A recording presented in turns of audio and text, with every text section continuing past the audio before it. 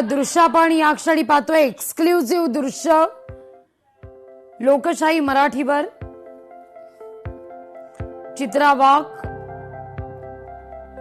प्रसाद लाड यांना राखी बांधत असल्याची ही दृश्य राजकीय वर्तुळातील बहीण भावाचं हे नातं। तर तिथं मनोज जरांगे पाटील यांना देखील राखी बांधण्याकरता अनेक महिला गर्दी करताना दिसत आहेत। तिथे योगी आदित्यनाथ यांना देखील लहानग्यांकडून रक्षाबंधनानिमित्तानं ग्रीटिंग्स कार्ड भेट म्हणून दिले जात आहेत। राज्यात सर्वत्र रक्षाबंधनाचा हा उत्साह। चित्रा वाघ आणि प्रसाद लाड यांचं हे रक्षाबंधन।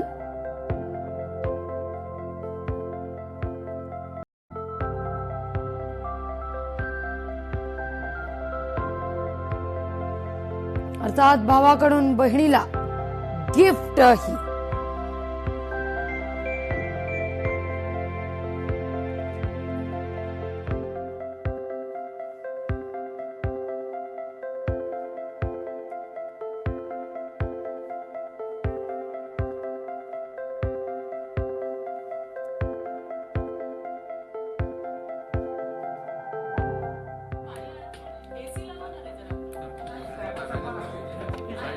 रक्षाबंधनानंतर आता एक हलका फुलका संवाद प्रसार माध्यमांशी।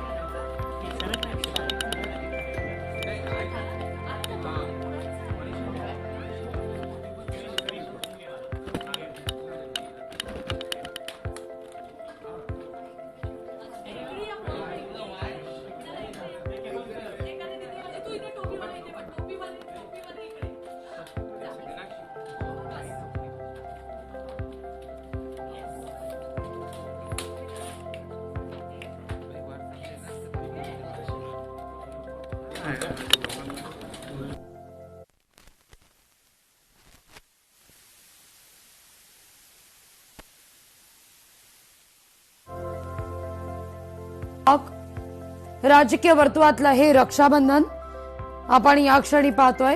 रक्षाबंधनानंतर प्रसार माध्यमांशी या ठिकाणी संवाद साधला जाणार आहे की अर्ध्या रात्री सुद्धा मी एकटी नाहीये, माझा भाऊ माझ्या सोबत आहे। रात्री अपरात्री फोन केला तरी दुसऱ्या क्षणाला माझा भाऊ माझ्या सोबत असेल, ही जी भावना आहे, हा जो विश्वास आहे, मला वाटतं ही फार मोठी ताकद राजकारणामध्ये सुद्धा आहे आणि त्याचबरोबरीने आमच्या वैयक्तिक आयुष्यामध्ये सुद्धा आहे।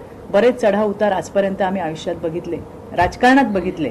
त्यावेळेला तर दादा वेगळ्या पार्टीत होता, मी वेगळ्या पार्टीत होती, त्याही वेळेला ठामपणे माझ्यासोबत उभा राहणारा आमचा प्रसाद दादा आहे। आणि आता तर आम्ही दोघं एकाच पार्टीमध्ये आहोत। सन्माननीय राज्याचे लोकप्रिय आणि यशस्वी मुख्यमंत्री देवेंद्रजी यांच्या नेतृत्वामध्ये त्या ठिकाणी काम करतोय। मला खूप आनंद आहे की ज्या पद्धतीने राज्यातल्या लाडक्या बहिणी फक्त 1500 रुपयेच नाहीत तर शासनाच्या विविध योजनांमधून आज अर्थार्जन करतायत। खऱ्या अर्थाने आर्थिक सक्षम करायचं काम हे देवेंद्रजींच्या माध्यमातून झालंय। आणि कालच माझा उत्तर महाराष्ट्राचा दौरा झाला। इतके भारावून जाणारे क्षण होते दादा की सगळ्या आदिवासी ताईंनी टोपल्यामध्ये भरून त्यांच्या लाडक्या देवाभाऊसाठी आम्ही काय काय बनवतोय त्या सगळ्या वस्तू दिल्या होत्या आणि मला आवर्जून सांगितलं होतं की हे आमच्या देवाभाऊंपर्यंत तुम्ही पोहोचवा। काल मी ते त्यांना दिलं। साहेबांनी सुद्धा सगळं उघडून एक एक वस्तू बघितली, बहिणींचं प्रेम, म्हणजे तो क्षण। आणि मी ज्या वेळेला त्या महिलांशी बोलत होती त्यांची भावना इतकी उत्कट होती की अरे म्हटलं किती छान आणि समाधान वाटतं। अक्कलकुवासारख्या अतिदुर्गम भागातली आमची त्या ठिकाणची आदिवासी ताई, आमची कळवणच्या पट्ट्यातली आमची आदिवासी ताई, साक्रीमधली आदिवासी ताई, या ज्या सगळ्या बहिणी आहेत आज त्या सगळ्या उभ्या राहिल्या आहेत आणि अशा नेत्याच्या नेतृत्वात आज मी आणि प्रसाद दादा आम्ही दोघंही काम करतोय। मला वाटतं आमच्या दोघांसाठी याच्याहून चांगला आणि उत्कट आणि अतिशय चांगला असा अनुभव दुसरा कुठला नसेल।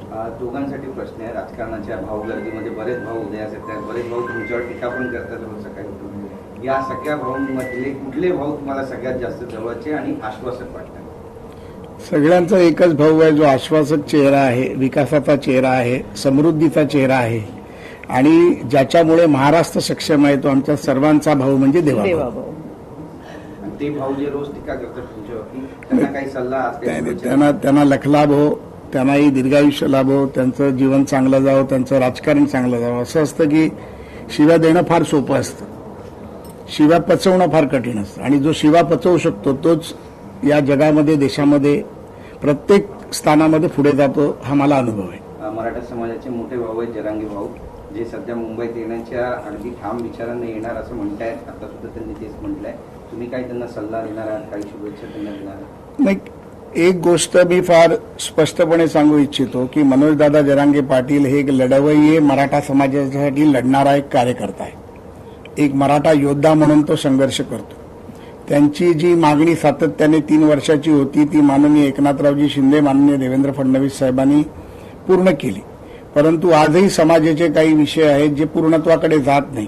जसं मी 1-2 दिवसापूर्वी देखील आपल्याला मीडियाच्या माध्यमातून म्हटलं होतं की काही झारीतले शुक्राचार्य आहेत, काही अधिकारी वर्ग आहे, जे लोक या माध्यमातून सातत्याने प्रयत्न करत असतात की समाजामध्ये तेढ निर्माण व्हावी आणि सरकारला कुठेतरी अडचणीत आणण्याचा प्रयत्न व्हावा. मनोजदादा जरांगे पाटलांशी माझं सातत्याने बोलणं होतं. 3-4 दिवसापूर्वी मी, उदय सामंत साहेब, विखे पाटील साहेब, शंभूराजे देसाई साहेब आम्ही जाऊन भेट देखील घेतली. आजही काही असे विषय जे हैदराबाद गॅझेटच्या संदर्भातले आहेत, मराठवाड्यातले विषय आहेत, सातारा कोल्हापूर गॅझेटचा विषय आहे, मुलांच्या शिक्षणाचा विषय आहे आणि त्यांची जी तळमळ आहे ती तळमळ याच्यासाठी आहे की मुलांना कास्ट व्हॅलिडिटी सर्टिफिकेट मिळत नाही म्हणून मुलांची ऍडमिशन्स होत नाहीत. मुलांची ऍडमिशन होत नाहीत म्हणून समाज मागासलेला राहतो आणि यामध्ये कुठल्याही समाजाची तेढ निर्माण करण्याचा विषयच नाही. आम्ही सर्व समाजासाठी एकत्रपणे काम करतो. आता देखील त्यांचं आंदोलन न व्हावं म्हणून मी सातत्याने प्रयत्न करत होतो, त्यांना विनंती करत होतो, परंतु ते त्यांच्या आंदोलनावर ठाम आहेत. त्यांचे 14 ते 15 विषय आहेत, ज्या 14 ते 15 विषयाचा मार्ग लावून द्या, मी माझं आंदोलन मागे घेतो, अशी त्यांची स्पष्टपणे भूमिका त्यांनी मीडियाच्या माध्यमातून मांडली. आम्ही प्रयत्न करणार आहोत की त्यांचे जे प्रश्न आहेत ते सातत्याने आम्ही कसे सोडवून त्याला मार्गी लावू, ज्यामध्ये मराठा समाजाच्या वंशावळी जी समिती आहे त्याला मुदतवाढ देण्याचा प्रश्न होता. मराठा समाजासाठी जो मंत्रालयीन कक्ष बनवला त्याला जागा देण्याचा, कार्यालय आणि अधिकारी देण्याचा प्रश्न होता. तसंच संदीप शिंदे समिती, न्यायमूर्ती संदीप शिंदे समितीला मुदतवाढ देऊन 58 लाख नोंदी गावागावापर्यंत पोचवून सर्वांना समान हक्कानी त्या नोंदीच्या माध्यमातून जात पडताळणी प्रमाणपत्र मिळावं ही त्यांची मागणी होती. विद्यार्थ्यांच्या शैक्षणिक पात्रतेमध्ये म्हणजे मग ते शालेय शिक्षण असेल, कॉलेज शिक्षण असेल, इंजिनिअरिंग असेल, ITI असेल, मेडिकल असेल, तत्सम कुठली एज्युकेशन सिस्टीम असेल, यामध्ये एक सूत्रता आणून OBC समाज असेल, SC ST समाज असेल, मराठा समाज असेल, यांना प्रत्येकाला समान न्याय हक्क मिळाला पाहिजे ही त्यांची मागणी. लोकशाही मराठी ऐका, पहा, जागरूक रहा.